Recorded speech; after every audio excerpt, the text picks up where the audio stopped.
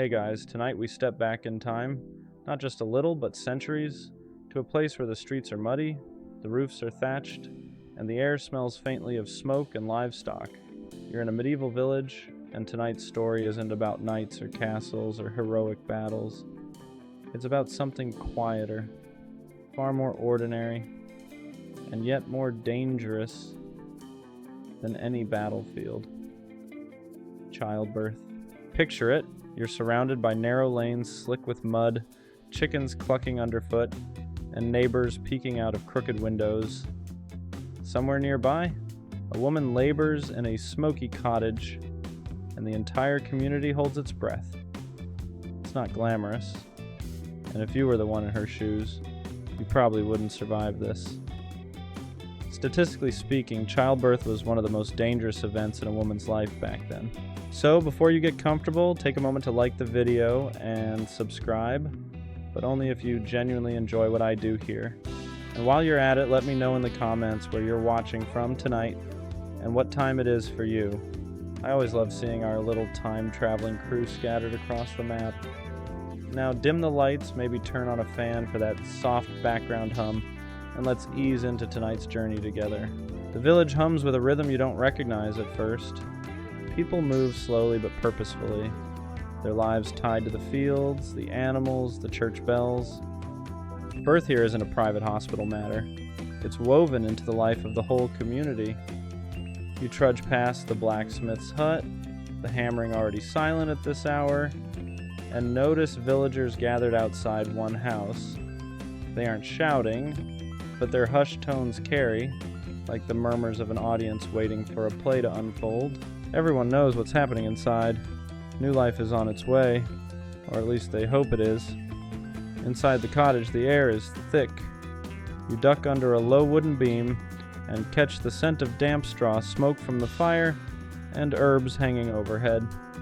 The mother-to-be sits on a low bench, hair plastered to her forehead, eyes half closed with exhaustion. Around her, women bustle, sisters, neighbors, perhaps her mother, each performing some task, whether fetching water or whispering encouragement. At the center of it all is the midwife, calm, sharp-eyed, directing with the confidence of someone who has seen this scene many times before. Historians still argue whether medieval villagers saw childbirth more as a natural process or as a spiritual battle between life and death. You can see why. The physical and the sacred mix here without boundaries. On one wall hangs a wooden crucifix. Near the bed frame, someone has tucked a sprig of rosemary to ward off evil spirits. The ordinary and the divine lean against each other like beams in the same cottage. A mainstream fact. In most parts of Europe, childbirth was one of the leading causes of death for women. Without antibiotics, sterile tools, or reliable surgical knowledge, complications that seem minor to us now could be fatal. And yet, babies were essential to survival, not just for the family's labor force, but for the community's future.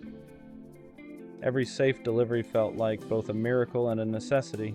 You shift slightly, leaning against the rough timber wall, and notice something else. The whole village feels invested in this event. Fathers, brothers, and young boys hover outside, pretending to busy themselves with tools or wood chopping. But you catch them glancing at the door every few minutes. Their nervous pacing feels universal. You can almost imagine them checking invisible watches, the medieval equivalent of scrolling endlessly on their phones while waiting for news. A quirky tidbit surfaces as you recall something one old woman mutters near the hearth.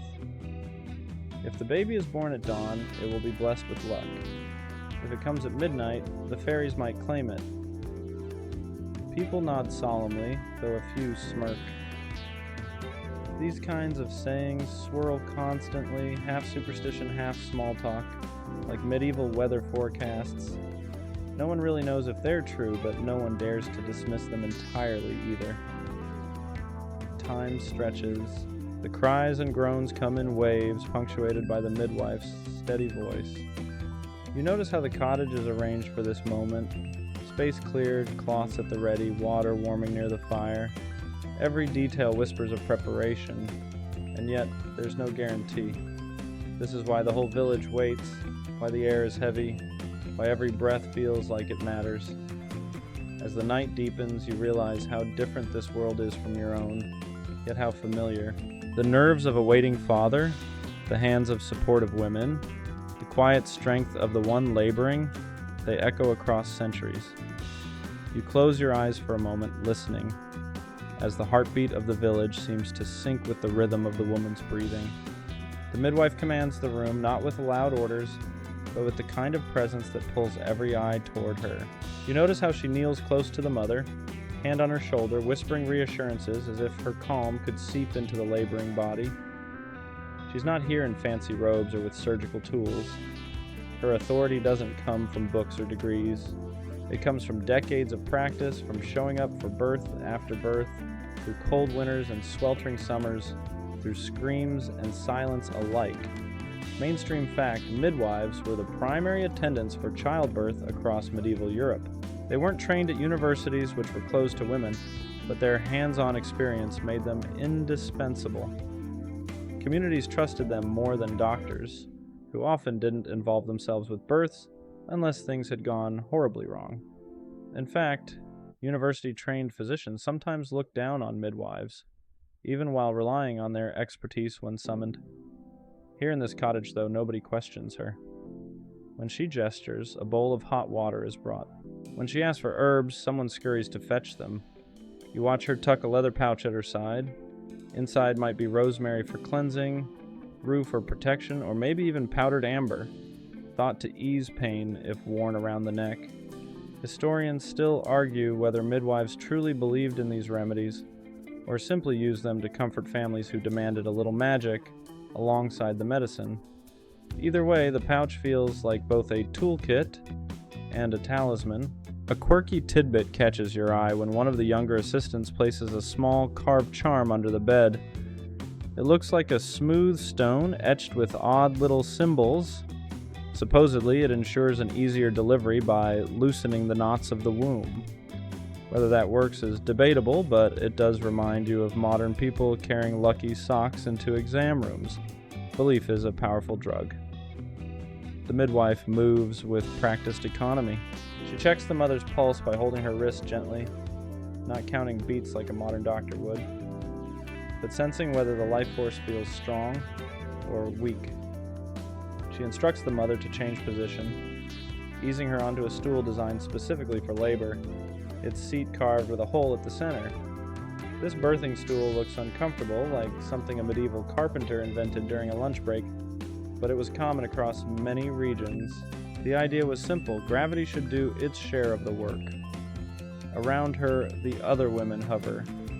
They are apprentices, sisters, friends, all learning, all supporting.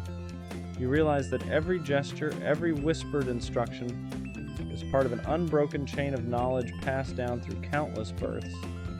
In a way, the midwife isn't just one person, but the voice of centuries of women before her, all sharing their expertise through hands and stories. She doesn't ignore the spiritual side either. At one point, she nods toward the crucifix on the wall and murmurs a prayer to Saint Margaret, the patron saint of childbirth.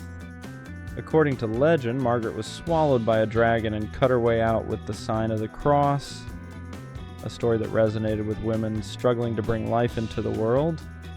The prayer is both comfort and plea, a reminder that survival often feels like escaping a beast's belly.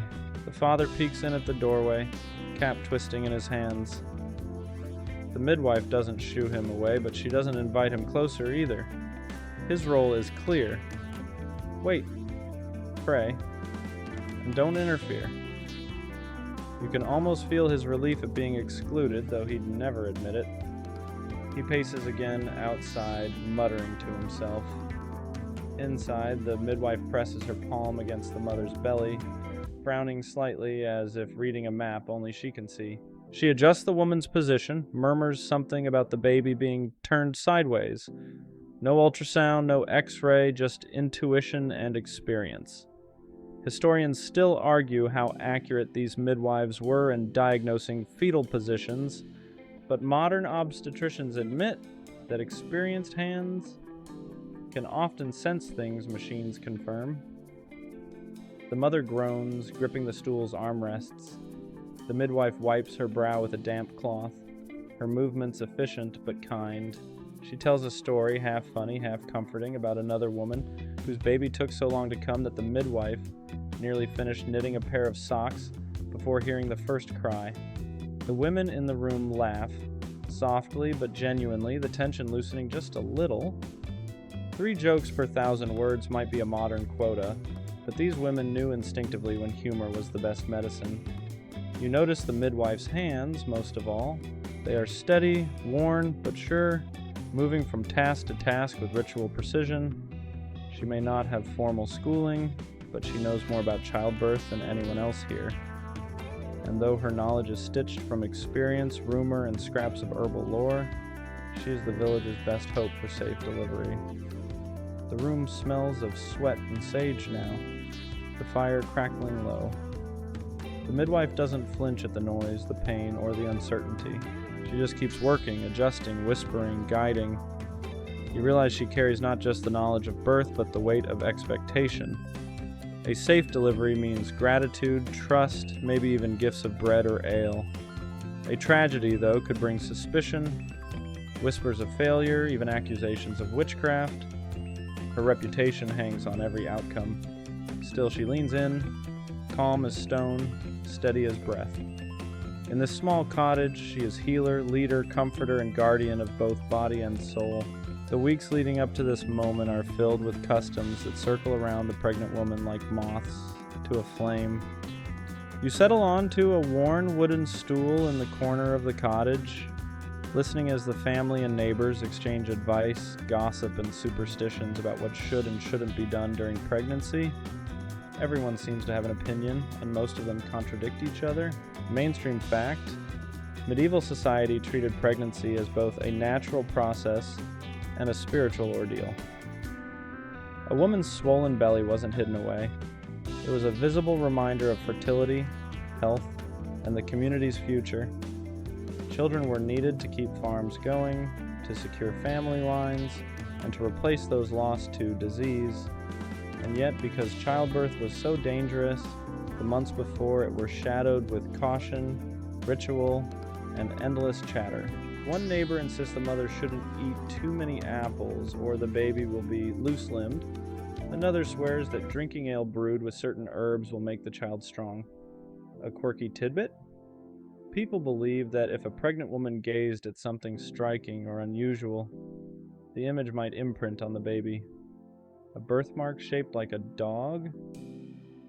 Clearly, she stared too long at the kennel. Historians still argue whether these stories were taken literally or simply served as comforting explanations when children were born with features that frightened or puzzled the community.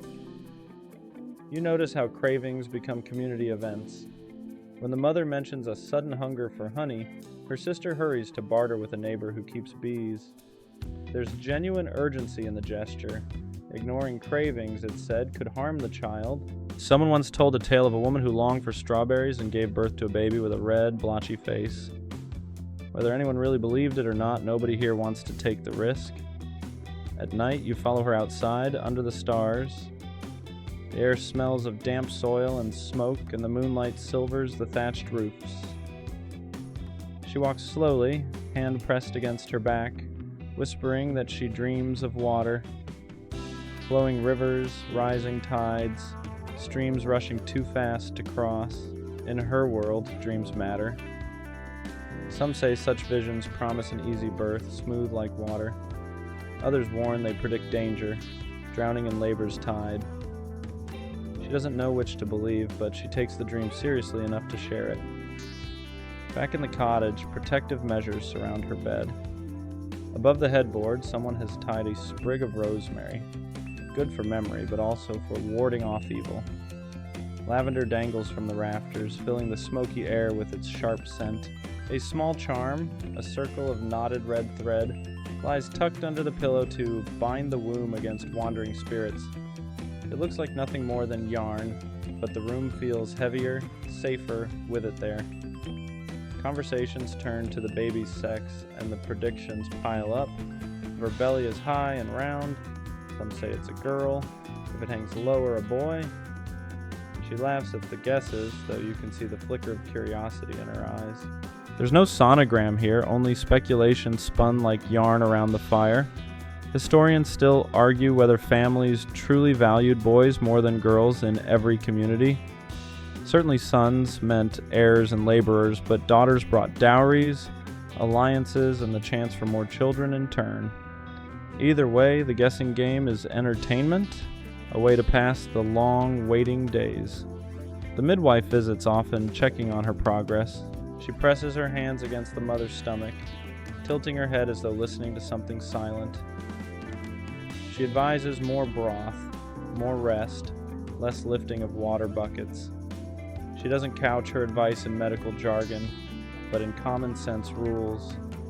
Don't tire yourself, don't scare yourself, don't tempt fate, and always pray. Around the fire, the older women tell stories of their own pregnancies. One recalls a child born after only 7 months who nevertheless thrived. Another remembers labor so long she swore she'd never bear another child, though she did 3 times more. The stories loop and overlap, woven with jokes and sighs. Someone quips that at least with childbirth, you don't have to worry about paying rent. Laughter bubbles, easing the tension. Humor, even here, is its own kind of charm. The mother herself drifts between smiles and anxiety. She jokes about how big she's become, patting her belly like it's a mischievous pet, but you see the worry behind her eyes. She's lost friends in childbirth. She knows how thin the line is between survival and sorrow. Every custom, every herb, every whispered prayer is a way of pushing back against that knowledge. As the days shorten and the air grows colder, preparations become more urgent. Cloths are set aside, water jugs scrubbed, the birthing stool brought closer to the hearth. Everything signals that the time is near. Outside, the village buzzes quietly with anticipation. Children play, but their games echo the tension. They pretend to rock dolls, to hush invisible babies, as if practicing for the roles they'll one day inherit. You sit by the fire one evening watching the shadows dance across the walls, and realize that pregnancy here isn't just about one woman or one child. It's about the entire village, their hopes, their labor, their survival. Every superstition, every craving, every laugh, and every sigh is part of that greater story, a collective weaving of fear and faith around the fragile promise of new life. The room where the birth will happen doesn't look like much at first, just a dim chamber with a low ceiling, smoke curling from the fire, and rough planks beneath your feet. But the closer you look, the more you see how carefully everything has been arranged. The birthing chamber is as much a stage as it is a shelter, each object placed for purpose, protection, or peace of mind. Mainstream fact, medieval childbirth often took place at home, in a space chosen for warmth, privacy, and access to midwives and helpers. A cottage room near the hearth was ideal. There was no sterile hospital ward, no white sheets. Instead, the familiar smells of cooking smoke, herbs, and worn linen wrapped around the experience. The environment was designed to be comforting, even if comfort was relative in a world where survival was uncertain. You watch as women fuss with the bed. Thick straw is piled fresh, covered by linen sheets reserved for the occasion. Another cloth is laid across the floor in case things get messy, though no one uses the word messy, preferring to say, in case of necessity. A quirky tidbit, sometimes neighbors would lend special birthing linens, items set aside only for this purpose. These cloths could be borrowed, washed, and returned, creating a shared community stockpile for mothers-to-be. The stains, of course, told stories all their own. In the corner rests the birthing stool, its 3 legs sturdy, its center open. It doesn't look comfortable, more like a rustic piece of garden furniture than a sacred object, but it is essential. Women who use it sit upright, gripping handles carved into the sides, letting gravity lend a hand. Some historians argue whether the stool was used consistently across all regions or mostly in urban areas, but in this village, its presence is reassuring. Then there are the charms. Over the hearth hangs a small bag tied shut with twine, filled with salt and herbs to keep away evil spirits. Near the door, someone has driven a small iron nail into the frame, iron being one of the most common protections against wandering demons or fairies thought to snatch vulnerable newborns. And at the bed's head, a wooden cross leans against the wall, worn smooth from decades of prayers whispered beneath it. The air itself is thick with preparation. Someone sprinkles water on the packed earth floor, keeping down dust. Another woman lays out bowls, knives, and thread. Not shiny instruments, but everyday tools ready for unexpected needs. Historians still argue whether knives were truly kept for cutting cords or for symbolic protection, since blades were often seen as a way to cut away evil. Either way, you notice a glint of metal in the firelight, reassuring and unsettling all at once. Herbs sit ready on a low shelf: sage, mugwort, fennel, and rue. Some will be brewed into teas, others burned to clear the air, and a few tied into little bundles to hang over the mother's bed. You imagine a medieval version of aromatherapy, though less lavender candles and more bitter, earthy smoke that sticks to your clothes. Still, the intention is the same: soothe, calm, protect. The midwife enters, nodding approvingly at the setup. She moves objects slightly, aligning them in ways that seem both practical and symbolic. A stool pulled closer to the fire for warmth, a jug of ale set within reach, for courage or hydration or both. She murmurs about St. Margaret again, instructing someone to keep her little book of prayers nearby. If things become difficult, the prayers can be read aloud, or even placed physically on the mother's belly, as if words themselves carry weight. You notice how the light in the room changes as dusk falls. Candles are lit, their wax dripping slowly into little clay dishes. Shadows wobble across the walls, giving the room a flickering, otherworldly quality. This space, so ordinary by day, transforms into something sacred, something hovering between life and death. One joke slips in from an older woman adjusting the curtains.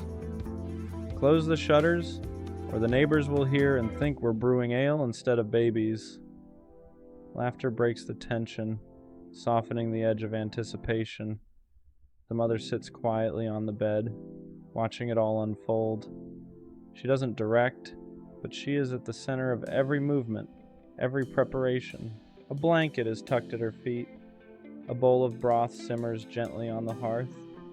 It smells rich, almost sweet, and you realize how much importance is placed on nourishment, not just for strength during labor, but for symbolizing abundance.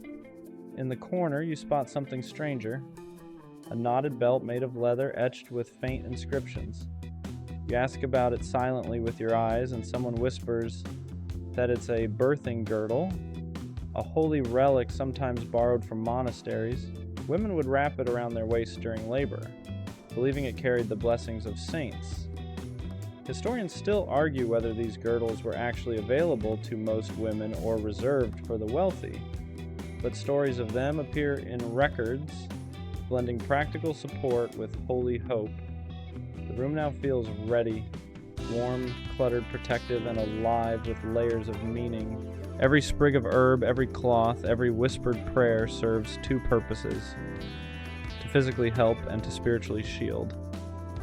You feel as though the chamber itself has been transformed into a cocoon, wrapping the mother in a mix of love, fear, and faith. And as you breathe in the mingled scents of rosemary and smoke, you sense that this space is more than just a room. It is a bridge, a place suspended between the ordinary and the miraculous, where life teeters on the threshold, waiting to step across. The long hours of labor stretch like a piece of spun wool that never seems to end, tugging and fraying with each contraction. You sit in the corner again, listening to the sounds of the birthing chamber. Fire crackling, midwife murmuring, women shuffling their skirts as they come and go. Above it all rise the groans, the sharp breaths, the soft cries that mark the slow rhythm of labor. Mainstream fact: medieval labor often lasted many hours, sometimes days. Without modern interventions, women relied on the strength of their bodies, the aid of gravity, and the skill of their attendants. Midwives timed progress not by clocks, but by watching the intensity of pain, the spacing of cries, the feel of the womb beneath their palms. The process was unpredictable, sometimes steady, sometimes terrifyingly stalled. You can see why people filled the waiting with whispered encouragement and constant activity. The midwife instructs the mother to shift from the birthing stool to the bed, then back again, seeking a position that eases the child's descent. Assistants rub her back, press warm cloths to her forehead, and offer small sips of broth. They hum songs, soft and repetitive, like lullabies for a baby not yet born. One quirky tidbit comes alive when an older woman pulls out a strip of fabric with complicated knots. She begins untying them one by one, explaining that loosening knots nearby will help loosen the womb. Shoes are unlaced, hair unbraided, belts unbuckled. Nothing must be tied up when a child is trying to come into the world. It feels half symbolic, half practical, and you almost expect the wooden beams themselves to creak in sympathy. Historians still argue whether these rituals genuinely altered the pace of labor or simply gave anxious helpers something tangible to do. But either way, it fills the hours. The fire dims as dawn approaches, and the women keep the room warm, feeding logs carefully so the temperature stays steady. A chill would be dangerous. Cold could invite illness, they believe, not just for the mother, but for the newborn. The room is thick with heat and breath now, sweat beating on every forehead. The midwife leans in close, speaking in tones too low for you to catch. Whatever she says makes the mother laugh weakly, though her hands still clutch the stool's handles hard enough to whiten her knuckles. Humor, even thin as thread, weaves relief through the tension. Someone jokes that the baby must be stubborn like its father, who is still pacing outside and will probably wear holes in his boots before this is over. A ripple of chuckles eases the heaviness, if only for a moment. You notice the pacing of time itself begins to blur. There are no clocks here, only the passage of candles burning lower, the shift of sunlight through shutters, the tolling of distant church bells. Hours are measured in contractions, in groans, and whispered prayers. Each surge of pain feels eternal, then fades into exhaustion, only to return again. Historians still argue whether medieval women had any effective pain relief beyond herbs and prayers. Some records mention opium poppy or mandrake root, but access would have been rare and dosages risky.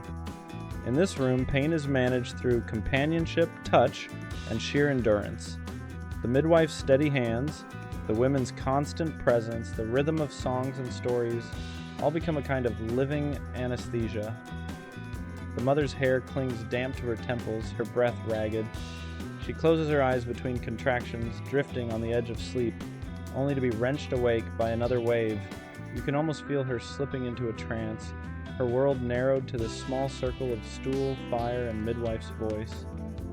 At one point, she grips your gaze, eyes wide with fear.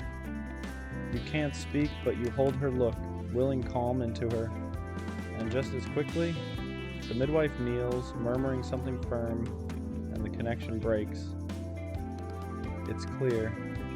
In this room, the midwife is the anchor, the one who draws everyone back when the tide threatens to pull them under. The hours pile on, and you wonder how much longer this can last. The midwife seems unhurried, though, as if time itself bends to her experience. She gestures for another bowl of water, another cloth, another whispered prayer. Around her, the ritual continues. Untie knots, stroke hair, refill the fire, murmur encouragement. You begin to understand why so many described labor as a liminal space, a crossing. Here the world is suspended, nothing else matters.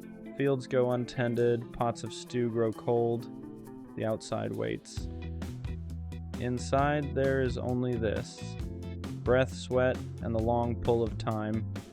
One young helper, perhaps trying to lighten the mood, says, "If the baby takes any longer, it'll be old enough to walk out on its own." The laughter is tired but genuine, and even the mother manages a weak smile before another contraction takes her breath away. And so the labor continues, drawn out, relentless, both ordinary and monumental. You sit quietly, realizing that this endless stretch is itself the heartbeat of medieval childbirth. Slow, uncertain, and utterly consuming. The air in the room thickens with the bitter tang of herbs. Bundles hang from the rafters. Pots simmer on the hearth. And cloth sachets are tucked into corners like little guardians. You shift slightly, trying not to sneeze at the sharp smell of mugwort and rue wafting through the chamber. This is the part of labor that feels less like medicine and more like magic. Though here in the Middle Ages, the two often blend until you can't tell where one ends and the other begins. Mainstream fact: medieval midwives and attendants relied heavily on herbal remedies, both for physical relief and spiritual protection. Without access to modern drugs, they turned to plants, some of which did have mild medicinal properties, while others were more symbolic. Herbs might be brewed into teas, crushed into poultices, or burned to cleanse the air. In many villages, knowledge of which herbs helped and which harmed was passed down orally, guarded like family secrets. You watch as the midwife sprinkles powdered sage into hot water and offers it in small sips to the laboring mother. Sage was thought to strengthen the body and steady the nerves. Then she burns mugwort in the hearth, letting its smoke drift around the room. Mugwort has a reputation for easing childbirth pains, though you suspect half its power comes from the belief that it works. One quirky tidbit unfolds when a young helper ties a strip of parchment to the mother's wrist. On it are scribbled Latin words, a charm invoking protection from saints. Some people call these birth spells psychomrum, and though they look more like a scrap of homework than medicine, they carry enormous weight here. Historians still argue whether midwives themselves trusted in these charms or used them simply because families demanded something tangible in moments of fear. Either way, the wristband dangles like a medieval hospital bracelet, clumsy but comforting. The smell of rosemary sharpens the air. A bundle is tucked under the bed for purification, though someone whispers that it also keeps fairies at bay, because the last thing anyone wants is for a newborn to be swapped for a changeling. Garlic bulbs hang near the window for the same reason, their pungency acting as both seasoning and supernatural security system. The mother shifts, her hands gripping the stool handles, eyes closed against the wave of another contraction. Between gasps, the midwife slips a sprig of rue into her palm. Rue is called the herb of grace, thought to drive away evil influences. Whether or not it eases her pain, the mother clings to it like a talisman. Herbs aren't the only remedies in play. The midwife mixes a small drink of ale with honey and crushed fennel seeds, urging the mother to swallow. The warmth of the ale might relax her muscles. The honey soothes her throat.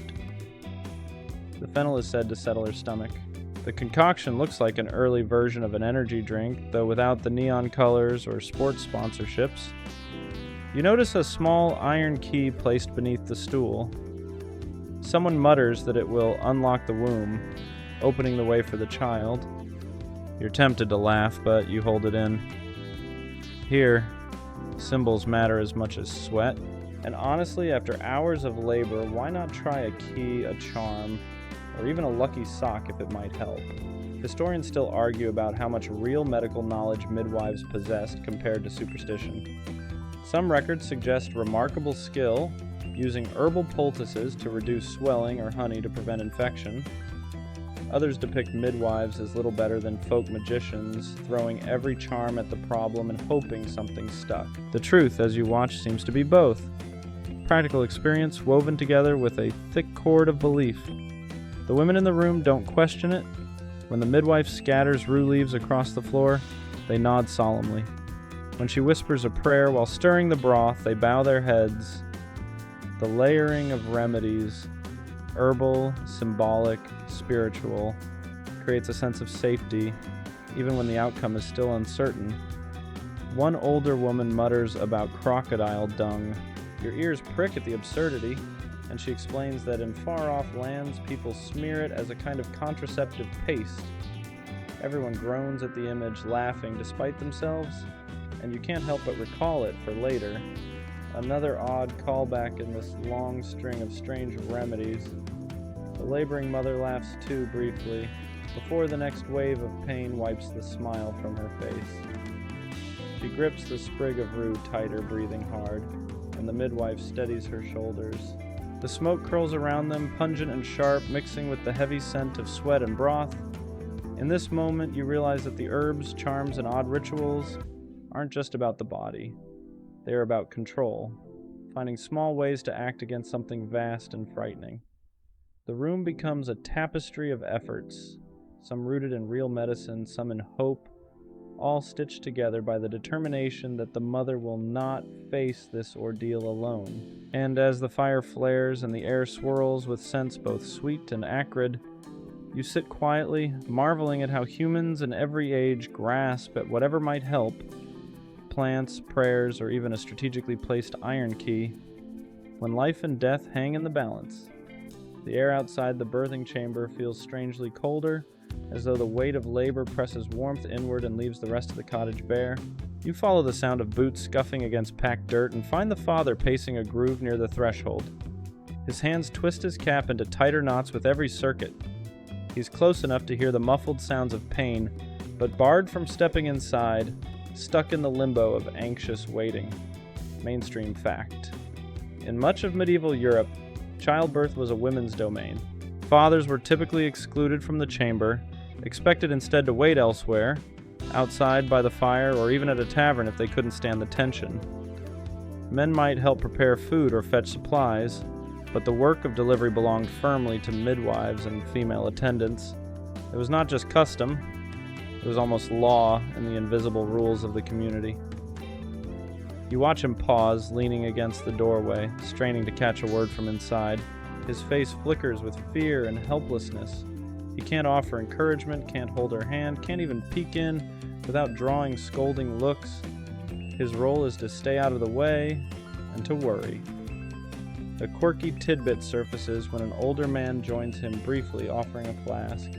The father takes a swig of ale, muttering that perhaps strong drink will ease his nerves. In some regions, men did more than sip. They staged elaborate rituals, hanging charms on doorways or shooting arrows into the air to scare away spirits that might harm the mother. Here, though, he has only his pacing and his drink. Historians still argue whether these male-centered rituals were widespread practices or just occasional local customs recorded by curious chroniclers. He mutters half to himself, half to you. If it's a boy, he'll carry the plow before he's 12, then, softer, almost ashamed, but I'd be glad enough for a girl so long as she lives. That confession hangs heavy in the cold air, more honest than anything he'd say aloud among his peers. Inside, a muffled cry from his wife makes him flinch. He grips the doorframe as though he might burst in, but he doesn't. He knows better. Instead, he paces again, faster now, as though the rhythm of his feet might pull her through. One of the midwife's helpers slips out with a request for more hot water. He leaps to the task, grateful for anything useful to do. Carrying jugs, fetching wood, even sharpening knives if asked. These small duties become his lifeline, proof that he isn't entirely useless. Historians still argue whether men truly wanted to be involved in childbirth, or whether they were secretly relieved to be excluded. Records of anxious pacing suggest the former, but tavern tales of waiting with friends hint at the latter. You watch this man's restless movements and suspect the truth lies somewhere in between. He longs to help, but he fears the sight of blood, the sounds of struggle, the possibility of loss.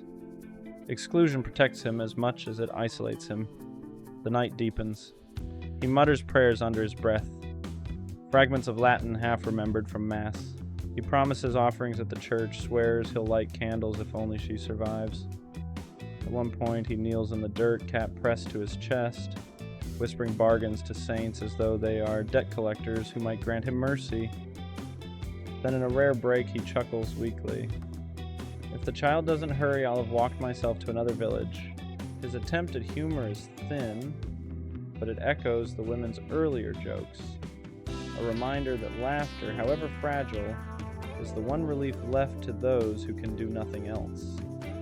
The wind rattles the shutters and he pulls his cloak tighter. Every sound from the chamber makes him start, every groan, every silence. When it grows too quiet, his pacing halts, breath caught in his chest, until he hears another murmur and exhales in relief. The not knowing is its own torment, and you wonder whether the laboring mother, sweating and exhausted, envies him his ignorance or pities it. You realize that his waiting is part of the ritual too. Just as the women tie herbs and whisper charms, the father's pacing embodies his role to carry worry outside so it doesn't weigh heavier inside. He cannot bear the pain, but he bears the waiting, and that, in its own way, keeps the fragile balance of this night. And so he walks, back and forth, cap twisting tighter, prayers spilling softer, steps carving deeper into the dirt. His child is not yet born, but already he has worn a father's path, restless, helpless, hopeful. Back in the chamber, the atmosphere thickens not only with sweat and smoke, but with something heavier, sacred presence. It seems as though every woman in the room carries a charm, a prayer, or a relic tucked close. This isn't just a medical event. It is a spiritual battlefield where unseen forces might sway the outcome.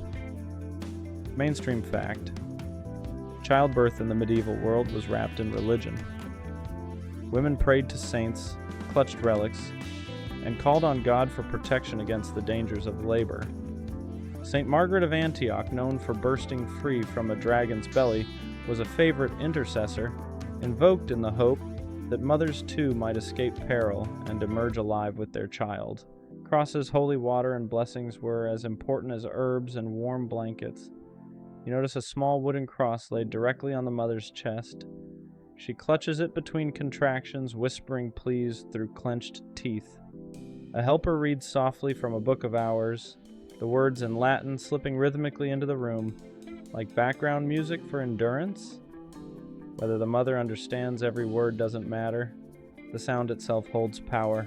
A quirky tidbit comes when someone sprinkles holy water not only on the bed but on the stool, the walls, even the midwife's hands. The logic is clear. If evil could slip in through cracks, then let every surface drip with sanctity.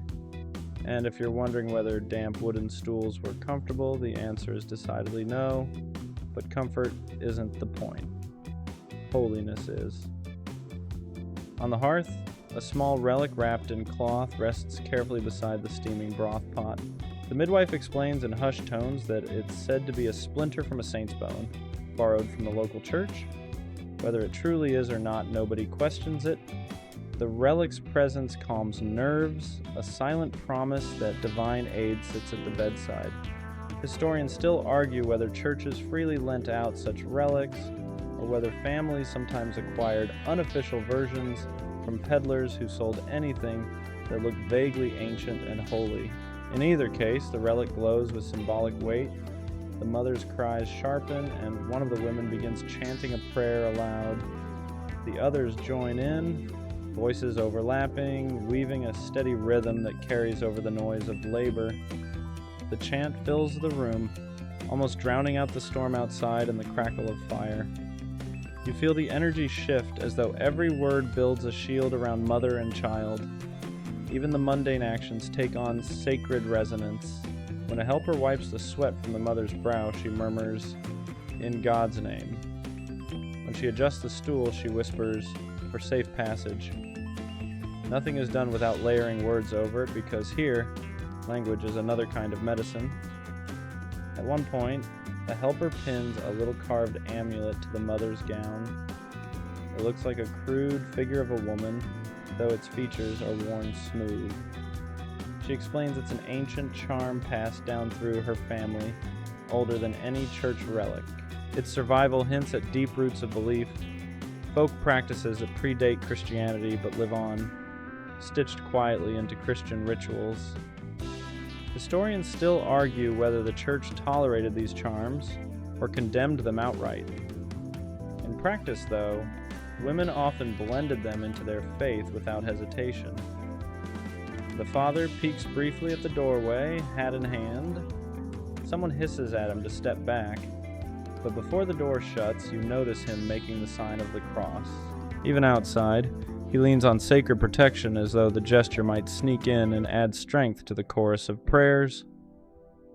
One small joke flickers in the room when the mother, panting between contractions, mutters that if St. Margaret doesn't help soon, she'll have a few words with her in heaven. The women chuckle gently, and the humor lightens the moment. Even saints, it seems, aren't immune to the occasional bit of side-eye when labor drags on. The hours wear on, and the prayers blur into background hum. The relic glows faintly in the firelight, the cross grows slick with the mother's grip, and the smoke curls heavenward as though carrying all these petitions to the sky. The sacred isn't separate from the struggle, it saturates it. And as you sit in the flickering chamber, you realize that every relic, every whispered prayer, every damp sprinkle of holy water is part of the scaffolding that keeps hope upright in a time when survival was never guaranteed. Faith, here, is as necessary as breath. The fire pops again, sending sparks that briefly paint the rafters gold. You notice how the rhythm of the room has shifted. It's not only prayers and whispered reassurances anymore. It's work, practical work, every hand moving in its place. Birth here isn't only sacred, it's also technical as knowledge allowed in this age. Mainstream fact: medieval midwives relied on herbal remedies and physical techniques passed down orally, often without written manuals. They didn't have formal schooling like university-trained physicians, but their practical experience made them indispensable. They used plants such as pennyroyal, mugwort, and sage to ease pain or stimulate contractions. Warm compresses, massages, and careful positioning of the mother were part of their toolkit, honed by generations of trial and error. You watch as one midwife brews a bitter-smelling tea. The scent is sharp, earthy, and almost medicinal. She presses a cup to the mother's lips between contractions, encouraging her to sip. Another helper rubs the woman's lower back with warmed oil, moving in circles that echo the rhythm of the prayers earlier. The techniques are physical, tactile, almost intimate. A quirky tidbit comes when one woman pulls out a pouch of dried toad bones, shaking them like dice over the hearth before tucking them beneath the bed. Supposedly, the bones are said to draw out difficulty. Whether anyone believes the mechanics of it isn't clear, but no one protests. Better a pouch of bones under the bed than a complication in the womb. Historians still argue whether such folk remedies actually reached many households, or whether chroniclers exaggerated them to mock superstition. Standing here, you can see how easily one practice blends with another, science and magic tangled like herbs in the same bundle. The birth stool itself counts as a kind of tool. The midwife helps the mother adjust her position, encouraging her to brace her feet firmly.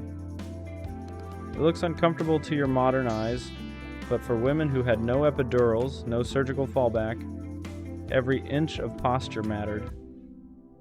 The stool's design, low to the ground with an open seat, lets gravity do its quiet part. You notice the midwife's hands are steady, though the firelight flickers across her wrinkled skin. She knows exactly where to press, where to lift, where to encourage. Her experience is carved into her movements, each one more effective than the last. She is in every sense both healer and technician, though she would never call herself by such lofty names. And then there are the charms, interwoven even in the most practical acts. The herbal tea is stirred clockwise, always clockwise, to draw life forward.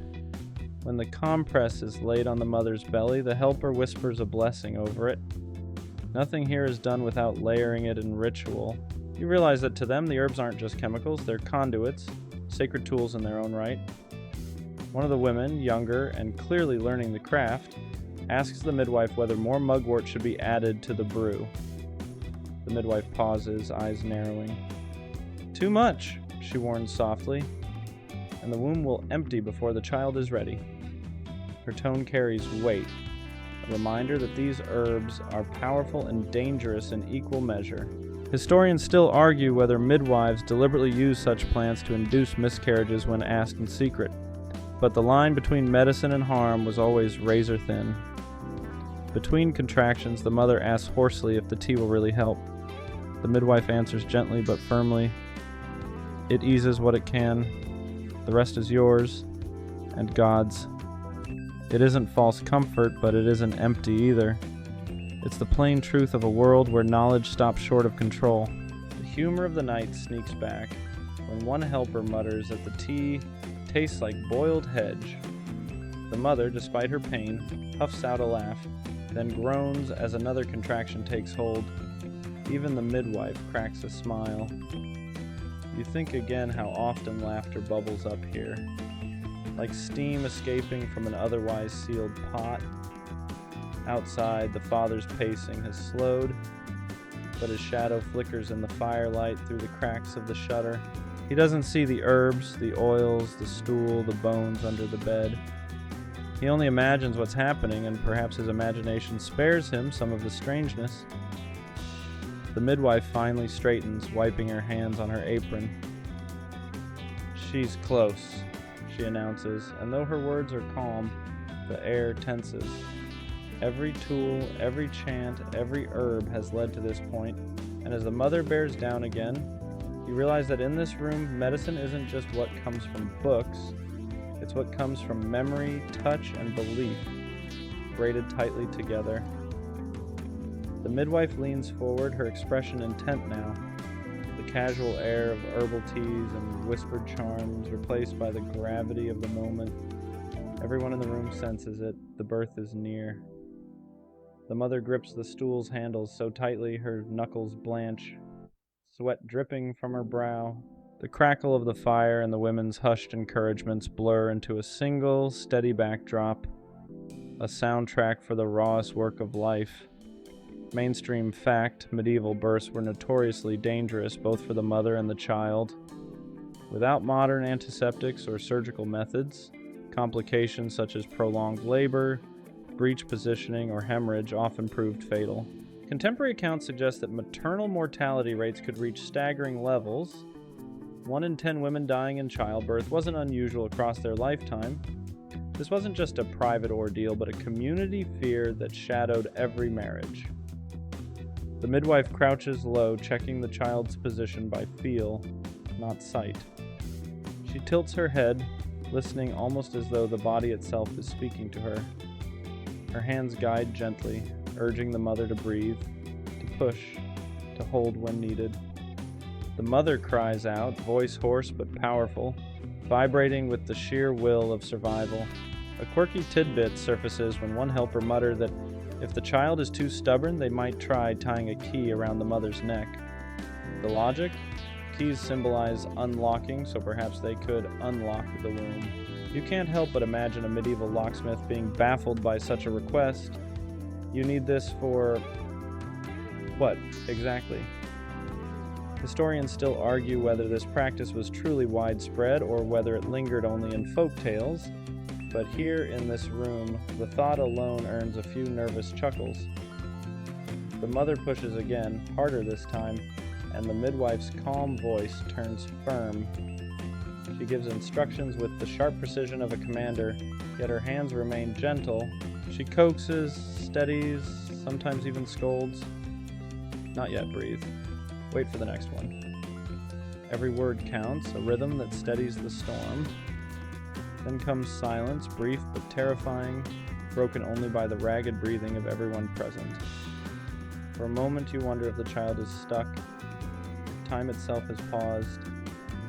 The midwife frowns, shifting the mother's position, guiding her onto her knees briefly, then back to the stool. The room holds its breath. Historians still argue whether such positional changes were standard practice or innovations by certain midwives, but you can see here how necessity drives improvisation.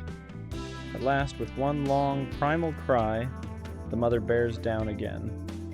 The midwife leans forward, her hands catching, and suddenly the silence bursts. A wail pierces the chamber, thin, reedy but alive. The women erupt in relieved laughter and tears, their voices overlapping. Thanks be to God. She's done it. The child breathes. The midwife lifts the newborn into the firelight, slick and squirming, and for a moment all the struggle is forgotten. The mother collapses back, chest heaving, tears streaking down her cheeks, but her eyes lock onto the child with fierce focus. The baby's first cry fills the room, high and insistent. It is not just noise. It is proof of survival, a sound that breaks the dread silence of potential stillbirth. The midwife quickly wraps the child in linen, murmuring thanks to St. Margaret under her breath, while another helper rushes to tie the cord with string boiled earlier for purity. A small joke slips in when one woman, wiping her own tears, mutters, "That cry could wake the dead. Good luck sleeping now." The mother laughs weakly through her exhaustion, and even the midwife smiles. Humor yet again is the room's release valve. The father outside freezes when he hears the wail. His pacing stops, his muttering prayers cut short. For a moment he doesn't dare move, as though the sound might vanish if he acknowledges it. Then, slowly, he leans against the door frame, tears brimming, whispering the words every father before and after has said, "Thank God." Inside, the midwife places the bundled infant on the mother's chest. The baby squirms, rooting instinctively, while the mother cradles with trembling arms. The room exhales, shoulders loosening, hands unclenching. The hardest part seems over, but everyone knows the danger hasn't fully passed. Still, for this breath, this moment, joy reigns. The fire glows brighter, or perhaps it only feels that way. A new life lies in the crook of a mother's arm, and the room, heavy with fatigue, hums with relief. The baby's wail echoes a little longer before settling into soft, hiccuping whimpers, the kind of fragile noise that somehow feels both reassuring and terrifying. Everyone in the room exhales, as though they'd been holding their breath for hours. But no one relaxes entirely because the work isn't finished. Mainstream fact: in medieval childbirth, the delivery of the placenta, what they often called the afterbirth, was considered almost as perilous as the baby's arrival. If it did not come out fully, infection or hemorrhage could follow. Midwives watched this stage closely, coaxing and urging as carefully as they had with the child. Survival still hung by a thread. The midwife, her apron now streaked and her face glistening, encourages the mother to push again. The mother groans in protest, clutching her newborn tightly, unwilling to endure more effort so soon. But the midwife insists with calm authority. The birth isn't complete yet. She signals a helper to rub the mother's belly, pressing gently but firmly to help contractions along. A quirky tidbit emerges when one of the older women mutters that hanging the afterbirth in a tree would protect the child from illness. She says it casually, as if mentioning where to put laundry. Some regions did indeed practice such customs, believing that birds picking at the placenta somehow carried away lingering sickness. Historians still argue whether this was symbolic ritual, practical disposal, or both. What you do know is that the midwife herself doesn't flinch. She's seen enough traditions to know they often exist side by side with practical medicine. The fire snaps again, and outside the father shifts nervously, hearing the renewed cries of pain. He likely assumes something has gone wrong. He can't see the midwife's calm nods or the helper's steady movements, so his imagination paints disaster. He paces again, cap twisting tighter, prayers resuming with fervor. Inside, the midwife gives clear instructions, a deep breath, another push, another. At last, the afterbirth slides free, and she quickly inspects it by the firelight, ensuring it looks whole. This moment is critical. Any piece left inside could mean infection later. You notice her eyes narrow as she turns it over, serious, meticulous. When she finally nods, the room eases again. One of the helpers quickly bundles the placenta into cloth. The women debate in hushed tones where it should be buried. Some say beneath the hearthstone to tie the child's life to the home. Others argue the garden to encourage growth. Historians still argue whether these burial practices carried real symbolic meaning or were simply convenient ways to deal with something awkward and messy. But to these women, every choice hums with significance. Meanwhile, the baby squirms restlessly on the mother's chest. The midwife checks the cord tie once more, then sprinkles a little holy water over the child's brow, murmuring a prayer for protection until baptism can be performed. Formal baptism might wait days, but in a world where infant mortality loomed so high, even an emergency blessing like this gave comfort. The mother, exhausted and pale, strokes the baby's tiny hand with her thumb. Her breathing slows, though her body still trembles from the strain. The women wrap her shoulders with a dry cloth and offer her another sip of the herbal brew, this time less bitter, laced with honey for strength. She drinks, sighing as though the warmth runs through every bone. And then, because humor never quite leaves this room, one helper mutters, "Well, the hard part's over, until the next one." The mother lets out a half laugh, half groan, glaring playfully despite her exhaustion. Everyone chuckles softly, the laughter rolling around the chamber like a warm blanket.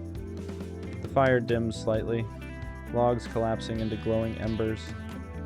The room smells of herbs, sweat, and smoke, layered with the sharp tang of blood and the sweet musk of honeyed drink. It is a mix that will linger in memory, half sacred, half earthy. For a moment, you notice how everyone seems to be moving slower now, as if the adrenaline has ebbed and exhaustion has crept in. The hardest danger may be past, but recovery lies ahead. Still, for this fragile window, there is peace. A mother alive, a child breathing, and a room full of women who, through skill and ritual alike, have carried another family across the threshold of survival. The chamber feels different now, quieter but charged with a strange, glowing energy. The baby, wrapped snugly in linen, shifts with little squeaks and sighs, and the mother cradles the small bundle as though nothing else in the world exists. Around her, the women bustle, tidying the bed, folding bloodied cloths into baskets, pouring out the last of the boiled water. Yet their movements are slower, softer, as if afraid to disturb the fragile calm. Mainstream fact: in medieval Europe, the immediate care of newborns followed its own set of customs. Babies were swaddled tightly, arms and legs bound straight because people believed this would shape their bodies properly and prevent deformities. Swaddling bands might stay on for months at a time, loosened only for cleaning. To modernize, it looks restrictive, but to them it was essential care. You watch as one helper carefully rewraps the child, tugging the linen snug, then tucking the ends with practiced precision. The baby fusses briefly, then settles into the cocoon-like embrace. To the women, a tightly swaddled infant isn't just safe, it's neat, orderly, properly human. A quirky tidbit emerges when one woman leans down and whispers a blessing into the baby's ear, then promptly licks her finger and dabs it on the child's lips. She explains this is an old charm to keep the child from ever lying. You blink, imagining how every medieval gossip might have benefited from such a practice. Historians still argue whether charms like these were widespread superstitions or simply occasional family quirks that never made it into official records. Meanwhile, the midwife checks the baby more closely. She holds the tiny body up to the firelight, examining the limbs, peering at the face. Any sign of weakness or deformity could shape the child's future, determining not only health but social standing. A crooked limb, a cleft palate, even a persistent silence might trigger whispers of bad omens. Tonight, though, the baby stretches and lets out a vigorous squawk, which earns a round of relieved chuckles. The father hovers just outside the door, desperate for a glimpse. Finally, one of the helpers slips the shutter open just enough to announce, "A healthy child." His shoulders slump in relief, eyes brimming, though he isn't yet invited inside. Tradition still bars him from the immediate space. It remains a women's world until the chamber is ready. He nods, mutters another prayer of thanks, and resumes his pacing, this time with a lighter step. Inside, the women turn their attention to the mother again. She is pale, spent, but her gaze never leaves the child. They prop her with pillows stuffed with straw, wrap a cloak around her shoulders, and tuck the newborn back into her arms. A bowl of broth is brought to her lips, and she drinks greedily, the steam curling around her face. Humor bubbles back, as it always seems to. One helper remarks that the baby already looks like its father, red-faced and loud. The mother smirks despite her exhaustion, and the laughter warms the room. Jokes like these aren't trivial. They help stitch everyone back together after the tension of danger. Historians still argue whether midwives routinely washed infants immediately after birth or delayed until later. Some evidence suggests babies were bathed in warm water mixed with wine, believed to both cleanse and strengthen. Here, though, the baby remains swaddled and warm, protected from the draft that whistles under the door. Cleanliness can wait. Survival is enough.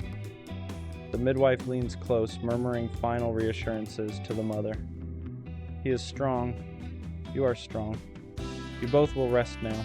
Her voice is a balm, steady and low, and you sense the enormous trust she carries in this community. For all their prayers, relics, and charms, it is this woman's knowledge that has guarded the fragile thread of life tonight. The fire glows steadily as the women finish their tasks. Swaddled tightly, blessed and fussed over, the child drifts into sleep, while the mother dozes with her head against the stool's backrest. The room feels smaller now, but safer too, as though the storm outside can no longer breach its walls. And you sit, watching, realizing that in this moment, tiny and ordinary though it seems, survival itself is a miracle.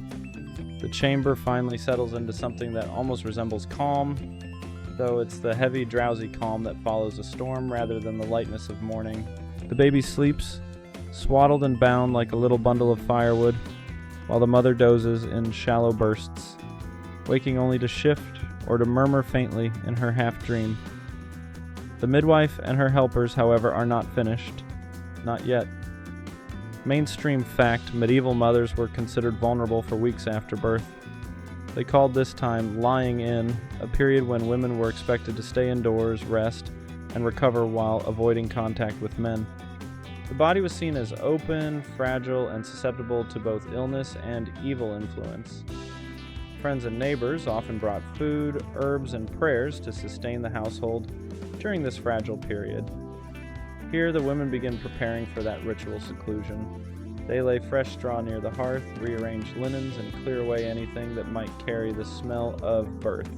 You realize the room itself is being reset, transformed from a battlefield of pain into a safe nest where mother and child can heal together. A quirky tidbit emerges when one of the women sprinkles salt across the threshold of the chamber. She explains that it keeps witches and wandering spirits from slipping in to harm the newborn. You can't help but think how awkward it would be for the neighbor's cat, accidentally labeled a demon for daring to cross the line. Historians still argue whether fears of witchcraft and childbirth were universal across medieval Europe or more localized, but salt and charms against spirits crop up again and again in accounts of domestic life. The father, still hovering nearby, finally receives word that he may enter, but only briefly. He steps in quietly, hat clutched against his chest, moving as though the floor itself might crack beneath his boots. His eyes soften as he sees the swaddled bundle on his wife's chest, and for a moment his face crumples in awe. He whispers thanks again, words tumbling out clumsily, before retreating to give the women back their domain. Inside, the midwife tucks herbs into small cloth pouches, hanging them on nails above the bed. Mugwort, rosemary, and rue, plants thought to guard against infection, spirits, or both. The scent mingles with the smoky air, layering the chamber with protective fragrance. You can imagine later visitors stepping into the room and immediately recognizing the mixture. The smell of a lying-in period, unmistakable, both medicinal and sacred. The mother rouses briefly, looking down at her child. Her lips move in a soft murmur, perhaps a prayer, perhaps a lullaby too faint for anyone else to hear. Her eyes flutter shut again, heavy with exhaustion, yet her arm remains curled protectively around the baby. One helper leans against the wall, sighing with weary relief and jokes. Well, we've survived another one, barely more shouting than the last. The laughter that follows is quiet but genuine, humor again weaving threads of normalcy through the extraordinary. Historians still argue whether lying-in practices were more about physical health or about reinforcing social roles, keeping women cloistered until reintegration through religious ritual. In practice, both reasons may have mattered equally. Tonight, though, it feels less like a rule and more like a kindness, a rare moment of enforced rest in a life otherwise defined by ceaseless labor. The fire burns lower, the logs collapsing into glowing red caverns of heat. The women whisper, tidy, sip broth, and stretch their tired legs. The storm outside has gentled to drizzle, tapping softly at the shutters. The world beyond seems distant, irrelevant, as though this chamber is its own small universe, sealed off for healing. And you sit with them, breathing in the mingled scents, listening to the tiny breaths of the child, the slow sighs of the mother, the occasional crackle of the fire. It feels like the whole medieval world, with all its hardships, cruelties, and fears, has drawn itself into this single room for the night, and for once, it has chosen mercy. The night stretches on, and though the storm outside has softened to a drizzle, the chamber still feels sealed off from the rest of the world. It's a pocket of recovery now, less frantic, but still charged with care. The midwife, though clearly weary, moves about with deliberate purpose, because in her mind the work never truly ends once the baby cries. Mainstream fact, midwives in the medieval world were more than attendants for delivery. They often provided medical guidance for weeks afterward, advising on feeding, herbal remedies for pain, and rituals for protection. They were respected figures in their communities, though also eyed with suspicion at times, accused of sorcery if outcomes went badly. Their authority rested in experience and trust, passed from household to household. You watch her lean down to check the mother's pulse, her hands pressing lightly against the wrist, her eyes studying the woman's pale face. She mutters something approving, then signals for more broth. Another helper prepares a poultice to lay across the mother's abdomen, warm herbs wrapped in cloth meant to soothe pain and prevent swelling. A quirky tidbit surfaces when one of the helpers mentions that some women recommended placing roasted onions against the skin to draw out infection. You can almost picture the confused overlap between medicine and dinner. Is this supper or treatment? Historians still argue whether such onion poultices were genuinely medicinal or simply hopeful improvisation, but the faith placed in them was real. The father, after hours of hovering, dares another peek inside. He catches the midwife's sharp glance and steps back instantly, muttering apologies. This is still not his space, not yet. His role remains that of anxious provider, fetching wood, preparing animals for the morning, and ensuring food will be ready for the women who have labored all night. The midwife finally allows herself to sit, easing onto a stool with a groan of tired joints. She shares a quiet joke with one of the helpers, comparing the night's ordeal to plowing a field with rocks under the soil. The others laugh softly, muffled by exhaustion, the humor washing away some of the night's sharp edges.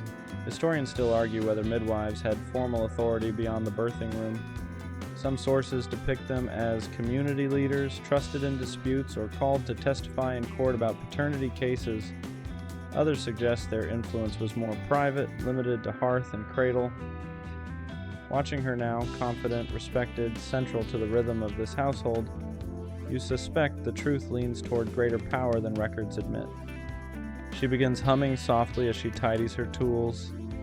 Cloths rinsed, herbs bundled, stools adjusted. The sound is tuneless but steady, the kind of humming born from habit rather than performance.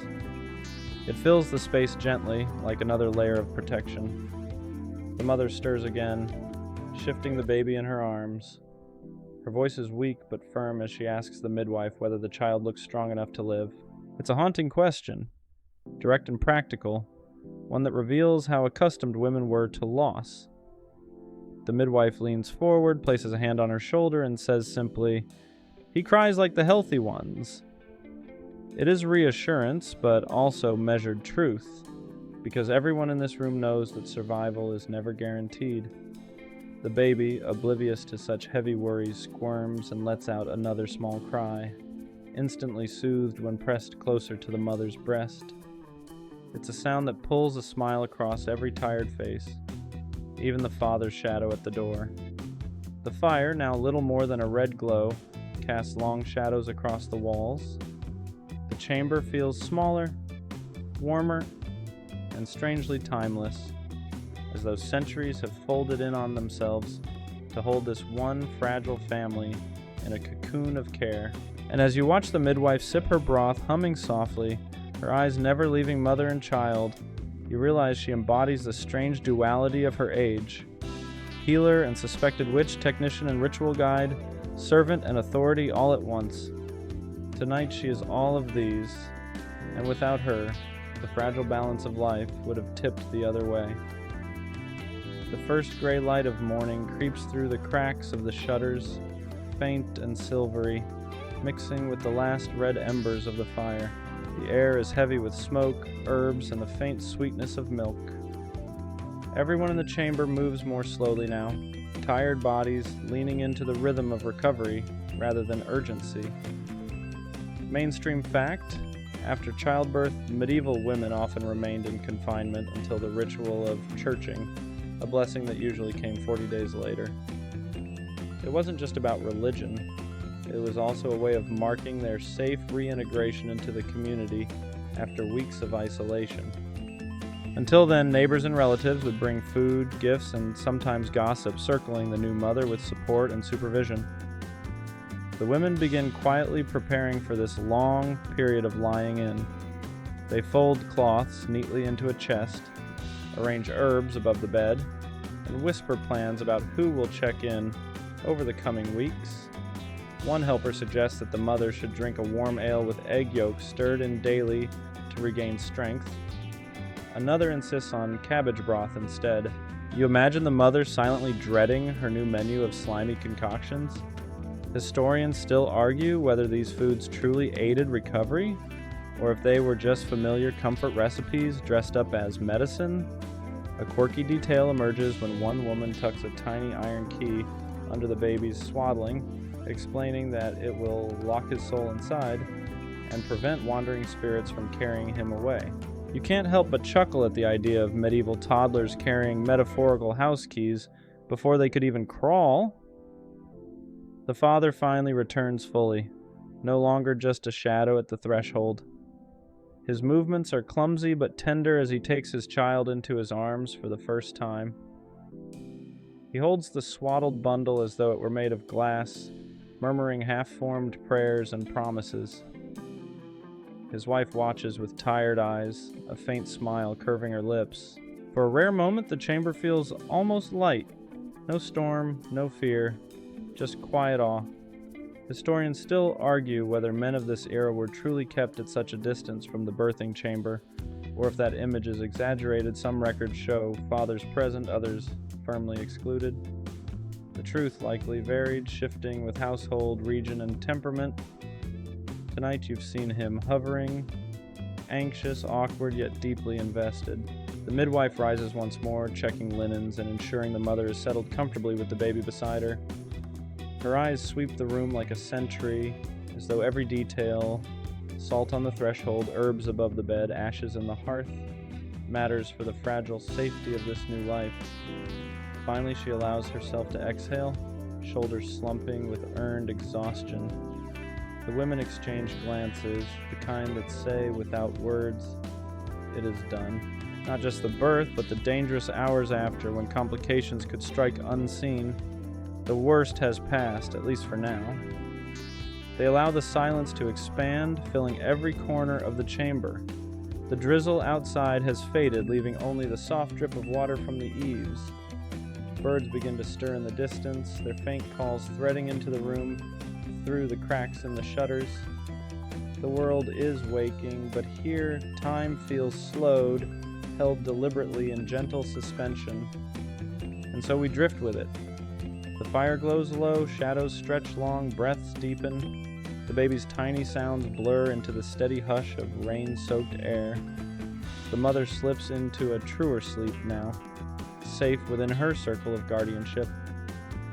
You sit within this hush, letting the tension of the long night unravel thread by thread. The chamber, once a place of pain and fear, has softened into a cradle of warmth. And as the quiet grows, your own mind begins to loosen too, thoughts drifting slowly, tenderly like feathers settling on still water. The medieval world beyond these walls can wait.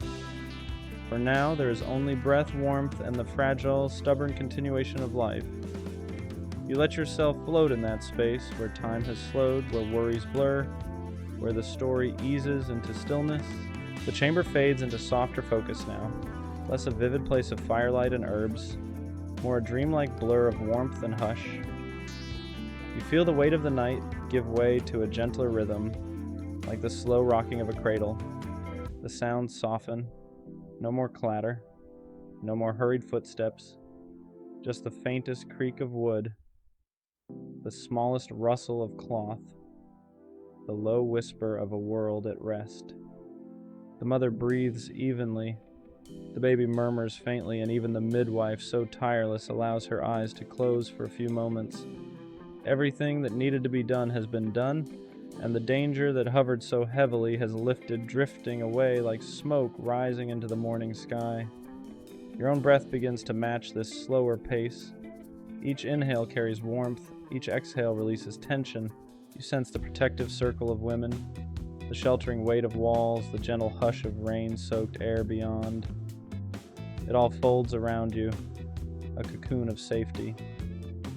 Words stretch longer now, softer, flowing gently like water over smooth stones. You feel them as much as hear them.